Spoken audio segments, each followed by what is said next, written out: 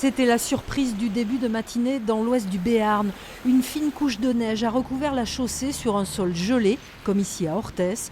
Conséquence, des glissades, quelques accidents sans gravité et des passants prudents et philosophes. À 4h30, 5h, donc ça allait, tout était bien sec. Mais quand je suis sorti de mon premier poste, justement à 8h30, c'était même pas la peine. Autant y aller à pied, tranquillement. Je viens de partir chez moi, ça patine partout. J'ai une côte Alessandro, ça patine, mais bon, il faut aller doucement. Je vois que tout le monde roule doucement, il n'y a pas de souci, je pense pas. Voilà. Je suis arrivée un petit peu avant 8h, donc non, ça a été.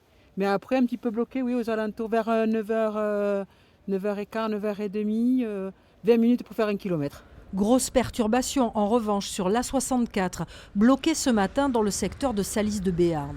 Pour le service des routes du département, ce phénomène n'avait pas été annoncé par Météo France, d'où des axes difficilement praticables sur les secteurs de Navarinx, Sauveterre, Salis, Orthès et Artix. Prudence sur cette zone, un deuxième épisode est attendu pour demain.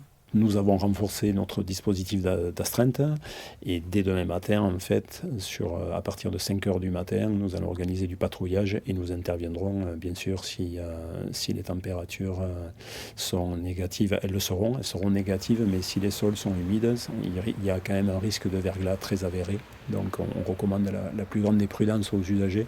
La nuit prochaine devrait être encore froide.